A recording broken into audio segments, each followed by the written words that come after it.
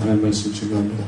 오늘 맥주 감사주일인데 우리가 본인이 추수를 하지는 않기 때문에 사실은 이제 맥주 감사주일은 그 의미를 전반기, 그러니까 사실은 맥주절은 유대절기에서는 오순절하고 동일해요. 그런데 이제 우리가 오순절은 성령 강림주일이 오순절이잖아요. 그래서 오순절은 지난달에 지켰죠, 우리가. 그래서 오순절적인 의미를 가지고 맥주절을 지키는 것이 아니라 전반기 1월부터 6월까지를 지켜주신 하나님께 감사하는 의미로 이제 맥주절을 지키고 후반기도 지켜주시라는 그 소망을 담는 의미로 우리가 맥주절을 지키는 것입니다. 그래서 오늘 예배를 통해서 하나님께서 우리에게 주시는 그 은혜에 감사하고 또 그 풍성하신 은혜를 따라 후반기를 지켜주시는 소망 가운데 예배 가운데로 나아가시기를 주님의 이름으로 축원합니다. 오늘 말씀에서 예수님의 공식적인 첫 사역이 포도주가 떨어진 그러한 가나의 혼인잔치집에 포도주를 채우시는 그 기적을 베푸시는 그 사역을 이제 말씀하고 있습니다. 그래서 예수님께서 세례 받으시고 공생애를 처음으로 이렇게 시작하시는 그 사역의 첫 사역이 바로 이 가나 혼인잔치였다는 것이죠. 이 가나 혼인잔치 이야기 안에는 인생의 희노애락이 모두 들어있습니다. 가만히 묵상을 해보고 읽어보니까 우리 인간의 모든 희노애락이 다 들어있더라고요. 한 작은 마을에 한 아름다운 선남선녀가 결혼을 하고 한 가정을 이룬다는 것이 얼마나 아름다운 일입니까? 정말 기쁜 일인 것이죠. 그 일을 축하하기 위해서 사람들이 모여들었고 신랑은 이제 잔치를 최선을 다해서 최선을 준비해서 얼마나 준비를 했겠습니까? 일생의 가장 즐거운 일이잖아요. 그리고 축하객들 이렇게 어르신들 다 모셔놓고 축하하는 일이기 때문에 꼼꼼하게 아주 잘 준비를 해가지고 잔치를 베풀었을 것입니다. 그렇게 잔치를 베풀었는데 잔치가 무르익었을 무렵에 놀라운 사실은 포도주가 떨어져 버리고 말았던 것입니다. 신랑은 어쩔 줄 모릅니다. 유대사에서 잔치집에 포도주가 떨어지게 되면은 단지 흥이 떨어지는 것만으로 끝나는 것이 아니라 법적인 책임을 물게 돼 있습니다. 그래서 법정 소송까지 가는 일이 굉장히 빈번했습니다. 왜냐하면 그것이 굉장히 중요한 일이었다라고 하는 것이죠. 그래서 신랑은 매우 혼란스러웠을 것입니다. 누군가에게 책임을 물어 화를 내었을지도 모르겠습니다. 그 안에 분이 올라왔을지도 모르겠습니다. 신부의 얼굴도 어떻겠습니까? 기쁨이 아마도 사라져버리고 슬픔에 빠졌을 것입니다. 어떻게 이 문제를 해결해야 하는가? 기쁨과 슬픔과 성냄이 교차하면서 혼란에 빠진 가나의 혼인잔치집. 그것이 바로 우리 인생의 축소판이 아닌가 그런 생각을 해보게 됩니다.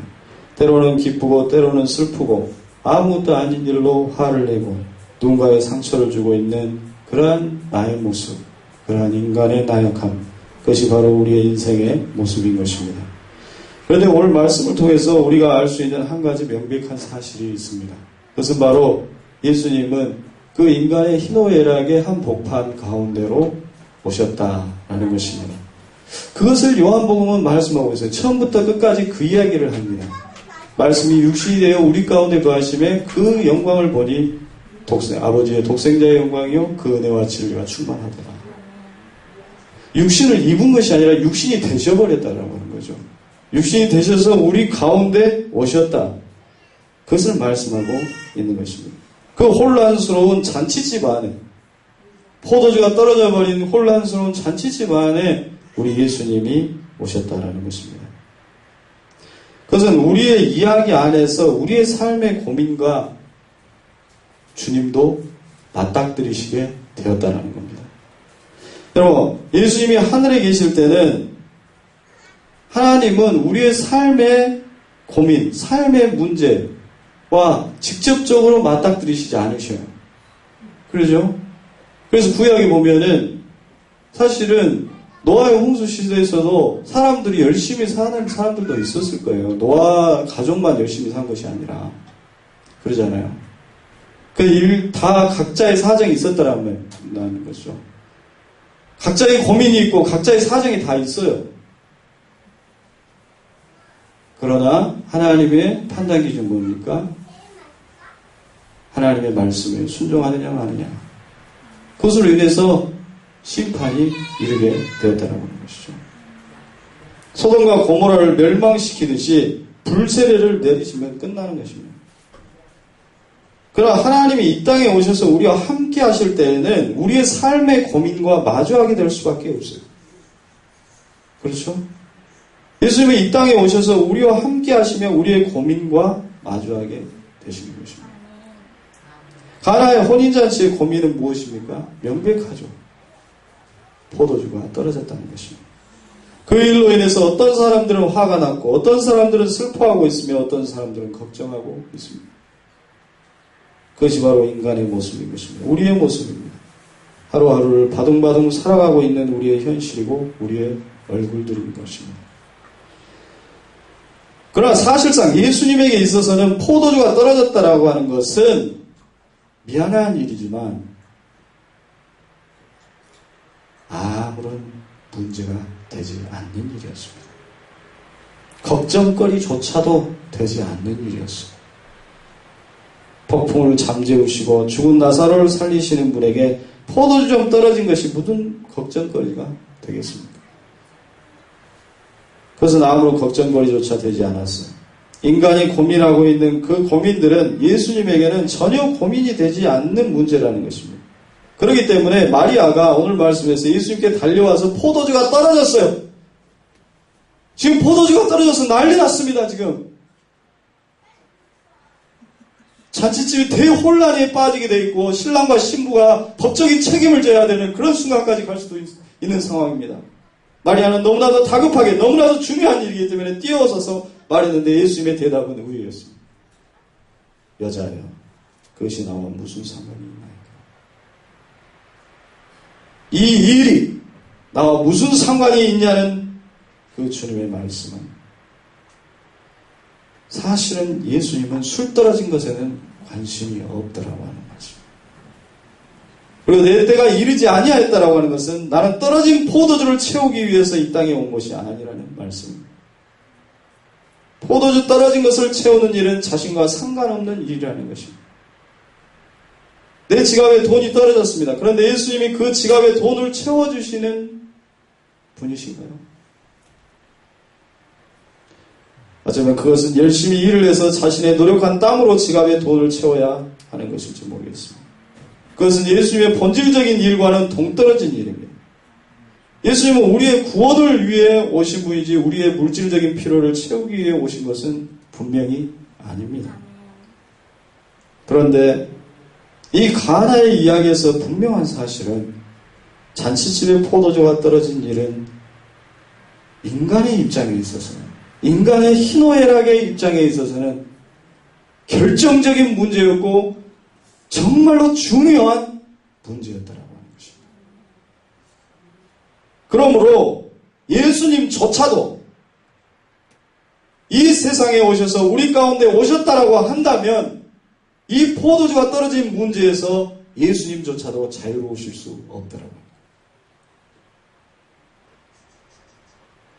우리를 사랑하셔서 이 땅 가운데 오셨다라고 한다면 우리의 현실적인 문제, 우리의 물질적인 문제에서까지도 예수님조차도 자유로우실 수 없는 상황에 빠지셨다는 것입니다. 이제 포도주가 떨어진 문제는 우리의 문제이기도 하지만 예수님의 문제가 되어버리고 말았다는 것입니다. 그러나 분명한 것은 예수님에게 있어서는 그것이 그다지 어려운 문제도 아니었고 중요한 관심사항이 아니었다라고 하는 사실. 여기서 충돌이 일어나는 것입니다. 무엇의 충돌입니까? 하나님의 세계와 인간 세계의 충돌이 일어나는 것입니다. 세속의 세계, 하나님의 세계와 세속의 세계 사이에 충돌이 일어나고 있어요. 충돌이. 왜냐하면 본질적으로 달라버리기 때문에. 참 빛이 이 땅 가운데 오시는 본질적으로 달라요. 그래서 충돌이 일어나는 겁니다. 서로 이해가 되지 않는 겁니다. 이해가 되지 않아요. 하나님의 세계에서 뭐라 합니까? 뭐 그런 거 가지고 걱정하느냐. 하나님은 광대하시다, 전능하시다. 그렇게 말씀합니다. 인간의 세계에서 뭐라고 합니까? 하나님이 광대하시건 전능하시든 간에 뭐 그런 것보다는 지금 당장 내가 먹고 사는 일, 그것이 급하고 지금 당장 발등에 불이 떨어져 있는 이 현실적인 문제를 해결하는 것이 나에게는 또 중요합니다. 그렇게 말하고 있는 것입니다. 서로의 이해가 충돌하고 있고 서로의 세계를 이해하지 못하고 있는 상태예요. 그것이 바로 오늘 가나의 혼인잔치와 예수님 간의 간극인 것입니다. 우리는 평상시에는 서로를 그냥 멀리함으로 인해서 그 충돌을 피하려고 합니다. 그렇죠? 그냥 하나님의 세계 필요 없어요. 그렇잖아요. 우리 현실의 문제를 내 스스로 해결해 나가면서 살아가면 되는 거잖아요. 하나님의 세계가 내 현실의 세계 속에 무엇이 필요합니까? 그냥 모른 체하고 멀리하면 되는 것입니다. 나는 내 나름대로 현실의 문제를 해결하면서 살아가는 동안에 하나님의 세계를 중요하게 생각하지 않고 살아갑니다. 그것이 바로 대부분의 사람들의 모습입니다.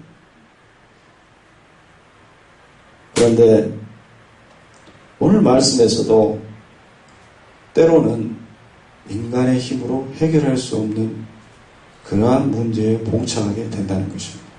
포도주의 문제를 해결할 수 없는 상태, 그 상태가 있다라고 하는 것. 인간의 힘으로 인간의 문제를 해결할 수 없는 그 무엇이 있다라고 하는 것을 깨닫는 그 상태. 그 문제를 해결할 수 없는 벽에 부딪혔을 때, 내 힘으로 해결할 수 없는 벽에 부딪혔을 때, 그때 비로소 인간은 하나님의 세계에 관심을 갖게 되는 것입니다. 그래서 마리아는 이 문제를 도저히 해결할 수 없는 거예요. 그 어떤 무엇으로, 인간의 힘으로, 지혜로 다 해결할 수 없는 거예요. 그러므로 예수님께 나아갔던 것입니다. 그런데 여기서 한 가지 중요한 무언가가 있습니다. 하나님의 세계가 인간의 세계에서 경험되어지기 위해서는 한 가지 절차가 필요했습니다. 하나님은 인간의 세계로 뛰어들었어요. 하나님이 인간 세계로 뛰어든 겁니다. 예수님이 이 땅에 오신 것은 뛰어든 거예요. 네. 말씀이 육신이 되어 우리 가운데 거하셨어요. 예수님이 인간의 희노애락의 장인, 그 장인 가나의 혼인잔치에 오신 것입니다. 그렇다면 그 하나님의 세계가 인간의 세계 속에서 경험되어지기 위해서는 동시적으로 인간도 하나님의 세계에 뛰어들어야 된다는 것입니다. 옛날에는 뛰어들 수가 없었어요. 왜냐하면 하나님의 영광을 본 즉시 즉사해버리니까. 구약에서는 하나님의 영광을 보면은 그 자리에 죽어요. 왜냐하면 인간은 죄인이기 때문에. 그러나 그 하나님의 세계로 뛰어들 수 있는 길을 열어주신 분이 예수님입니다. 어떤 방식으로? 우리의 육신을 그대로 가지고 그 육신으로 태어나셔요. 육신으로 거하셔버려요. 우리 가운데 뛰어드신 것입니다. 그렇기 때문에 우리는 그 예수님을 통해서 하나님의 세계로 뛰어들 수 있게 된 것입니다. 그것이 바로 그때 바로 요구되어지는 것이 뭡니까? 바로 믿음인 것이죠. 어떤 믿음입니까? 하나님의 세계의 문제 해결 방식을 믿고 받아들이는 것입니다. 내 해결 방식, 내 생각으로 해결하려고 하는 그 방식을 내려놓는 겁니다. 그리고 하나님께서 해결하시는 방식을 믿고 받아들이고 순종하고 따라가는 겁니다. 그것이 바로 믿음인 거죠. 예수님의 문제 해결 방식을 믿고 받아들이고 순종하고, 예수님이 이 세계로 뛰어드셨듯이 우리도 예수님의 세계로 뛰어들어야 하는 것입니다. 이것을 성경은 헌신이라고 해요. 커미트먼트, 헌신. 내 세계를 내려놓고 자기를 부인하고 예수님의 세계로 뛰어드는 것. 그것이 헌신이라고 해요. 마리아는 예수님의 해결 방식이 자신이 생각하는 방식이 아닐 것이라고 하는 것을 알았어요. 내가 생각하는 방식은 분명히 아닐 것이다. 왜냐하면 자신은 인간적인 해결 방식을 생각하고 있지만 예수님은 하나님의 해결 방식을 가지고 계셨기 때문에. 그렇다면 하나님의 해결 방식은 무엇을 통해 나타나는 것일까요? 그것은 바로 말씀이었습니다. 그래서 마리아는 하인들을 불러서 지시합니다. 5절 말씀에 하인들에게 이르되 너에게 무슨 말씀을 하시든지 그분의 방식, 그분의 말씀의 방식 그대로 하라라고 지시합니다. 마리아는 예수님의 말씀에 주목하고 그 말씀을 따라 그 방식에 따라 말씀을 따라하는 그 방식, 예수님의 방식, 하나님의 세계의 방식을 따라서 순종하라라고 하인들에게 부탁하고 있는 것이죠. 마리아가 지금 믿고 있는 것은 무엇입니까? 예를 들어서 마리아의 방식으로 문제 해결의 방식을 생각했다고 한다면 하인들을 부를 필요가 없죠. 포도주만 얻으면 되니까. 마리아의 해결 방식의 결과물은 뭐냐면 포도주를 얻는 것이에요. 그렇기 때문에 예수님께로 나와서 어쨌든 자기의 방식대로 얻기를 원한다면은 포도주를 하늘에서 떨어지게 하든지 어디서 누가 갑자기 포도주를 갖고 오게 하든지 그런 방식으로 해결하실 거라고 생각한다고 한다면 하인들을 부를 필요가 없는 것이죠. 또는 포도주를 만들 것이니까 포도주 항아리를 가져오라고 자기의 방식을 생각했다고 하면 포도주 항아리 가져오라고 했을 것입니다. 그런데 마리아는 포도주 항아리를 가져오란 말이 없어요. 마리아는 무슨 일이 일어날 것인지에 대해서 결정하지 않았다는 겁니다. 자기 마음 가운데 결정한 것이 없어요.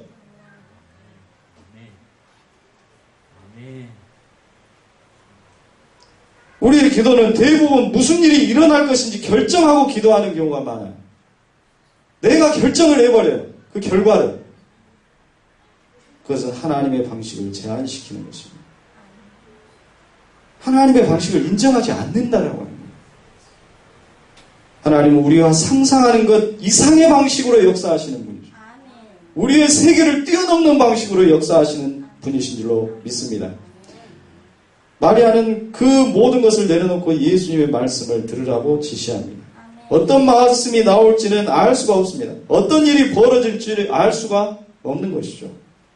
하지만 분명한 것은 마리아가 믿고 있는 그 분명한 것은 예수님의 말씀으로 인해서 하나님의 능력이, 하나님의 지혜가, 하나님의 은총이 예수 그리스도를 통해서 나타날 것이라고 하는 것은 분명하게 믿었다라고 하는 사실입니다. 예수님의 말씀을 겸손히 듣고 순종하는 것, 그것이 바로 하나님의 세계를 인간의 희노애락의 세계에서 경험되어지게 하는 것, 인간의 세계에서 하나님의 세계를 끌어오는 것. 그래서 천국은 침노하는 자들의 것이라고 예수님은 말씀하고 있는 것입니다. 그것을 경험하게 하는 가장 중요한 열쇠, 그것은 바로 그분의 말씀을 겸손히 듣고 순종하는 것이었다는 겁니다. 그렇다면 예수님의 입에서 나오는 그 말씀은 과연 무엇이었을까요?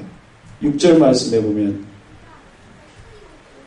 거기에 유대인의 정결 예식을 따라 두세 통 드는 돌 항아리 6이 놓였는지라. 7절 말씀에 예수께서 그들에게 이르시되 항아리에 물을 가득 채우라. 물을 채우라. 이렇게 말씀하십니다. 포도주가 떨어졌는데 예수님은 비워진 포도주 항아리를 가져오라고 하시지 않았다라고 하는 사실. 분명히 포도주를 먹고 있었다라고 한다면 포도주가 떨어진 그 항아리가 분명히 있었을 겁니다.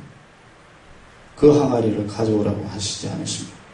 포도주 항아리가 아닌 유대인의 정결 예식에서 사용하는 돌 항아리를 가져오라고 하십니다. 예수님의 시선은 떨어진 포도주, 그 문제에 예수님의 시선이 있었던 것이 아니라 포도주가 떨어져서 잔치의 기쁨을 잃어가는 사람들, 포도주 때문에 전전긍긍하며 안절부절하고 있는 그 사람들, 신랑과 신부에게 예수님의 시선은 가 있었던 것입니다. 예수님에게 있어서는 문제를 해결하는 것이 더 중요한 것이 아니라 사람이 더 중요했다는 것입니다. 제가 목회를 하면서 그것이 굉장히 잘못되었다라고 하는 것을 최근에 깨달았어요. 나는 문제를 해결하려고 하는 방식으로 목회하고 있지 않았던가. 사실은 사람이 더 중요한 건데, 그 사람과의 사랑과 관계, 그것이 더 중요한 것이었는데, 나는 문제를 해결하는 방식으로 그 사람을 대하고 있지는 않았던가. 주님 앞에 회개하는 마음으로 나갔습니다. 예수님은 사람이 더 중요했어요. 우리는 하나님이 나에게 관심 갖지 말고 나의 문제에 관심을 가져주기를 바랍니다. 대부분의 사람들이 그래요. 예수님과 무슨 관계를 맺냐. 차라리 예수님이 내 문제를 해결해 주시는 것에만 관심을 갖는 거죠. 그냥 내 문제만 해결해주고 빨리 사라지기를 바랍니다. 알라딘의 요술 램프처럼 문제 해결했으면 다시금 램프 속으로 들어가기를 원하는 것이죠. 그러나 우리 주님은 나의 문제뿐만 아니라 나 자신에게 주된 관심이 있습니다. 그러므로 문제를 해결하는 것뿐만 아니라 사람을 새롭게 하는데 관심이 있으신 거죠. 우리는 문제의 근원인 자신을 새롭게 하기보다는 지금 닥친 문제를 해결하는 데만 급급한 경우가 많습니다. 그러나 우리 주님의 시선은 언제나 우리 자신에게 있다는 것을 잊어서는 안 될 것입니다. 그래서 요한복음 1장 9절 말씀에 참빛 곧 세상에 와서 각 사람에게 비추는 빛으로 오셨다고. 각 사람에게 비추는 빛. 한 사람 한 사람에게 비추는. 한 사람 한 사람의 심령 가운데 오신다라는 것입니다. 각 사람에게 찾아오시고 각 사람에게 성령을 부어주시고 각 사람의 인생을 새롭게 하시는 구원자로 우리에게 오시는 것입니다. 예수님은 단순히 주머니에 돈 떨어지면 채워주시는 순간적인 기쁨만을 주시는 분은 아닙니다. 포도주는 또다시 떨어지게 되어 있습니다. 예수님은 우리에게 흔들리지 않는 기쁨, 영원히 샘솟는 그 생수와 같은, 샘물과 같은 기쁨을 우리에게 허락해 주시기를 원하시는 것입니다. 6절 말씀에 정결 예식에 쓰는 두세 통 드는 항아리라는 말은 항아리의 용도와 크기를 말해주고 있습니다. 먼저 용도는 유대인의 정결 예식에 썼다는 것입니다.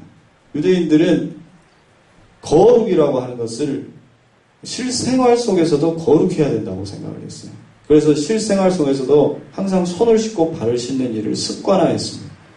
물론 그것이 나중에는 형식화되어서 예수님이 사람의 입으로 들어가는 것이 들어온 것이 나오는 것이 들어온 것이 아니다. 그런 말씀도 하셨죠.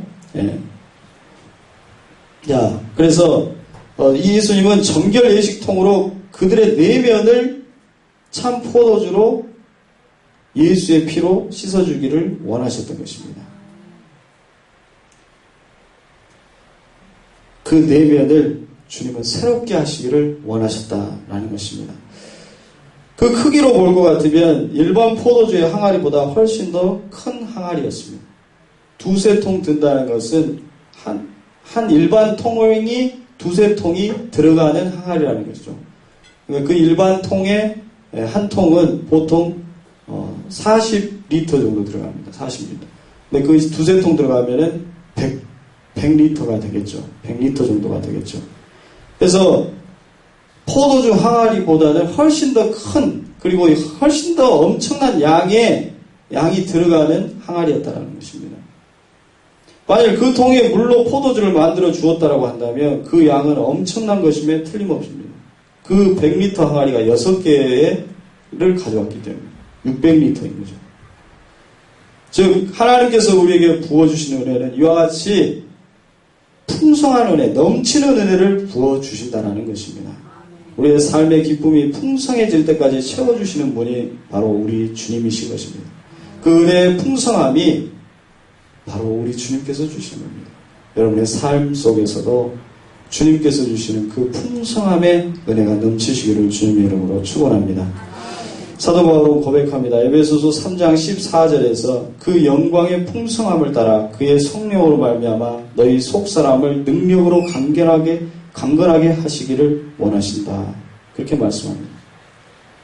성령의 능력 안에서 우리의 내면을 새롭게 하시고 치유하시고 죄사함을 선포하심으로 말미암아 우리의 속사람을 능력으로 강건하게 하신다라는 말씀입니다. 우리는 인생을 살아가다 보면 간혹 넘어질 수도 있습니다. 실수할 때도 있습니다. 패배할 때도 있습니다.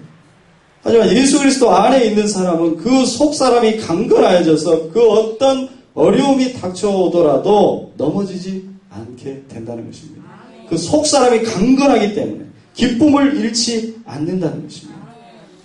그 삶은 예수님과 날마다 관계를 맺고 동행하는 삶이 되기 때문인 것입니다.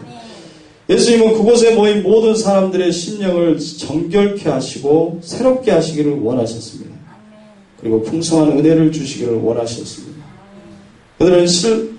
사람들은 신랑을 불러서 말하기를 10절 말씀에 보면 말하되 사람마다 먼저 좋은 포도주를 내고 취한 후에 낮은 것을 내거늘 그들은 지금까지 좋은 포도주를 두었도다 하며 신랑을 칭찬했고 잔치의 기쁨은 더욱더 커지게 되었던 것입니다.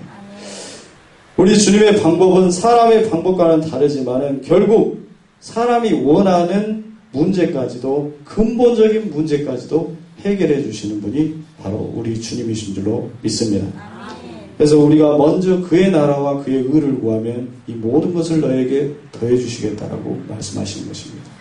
우리 주님은 단순히 그냥 겉에 있는 상처만 해결하시는 것이 아니라 우리의 심령 깊은 곳에 있는 상처까지도 치유하시고 새롭게 하시는 그러한 풍성한 은혜를 우리에게 주시는 줄로 믿습니다.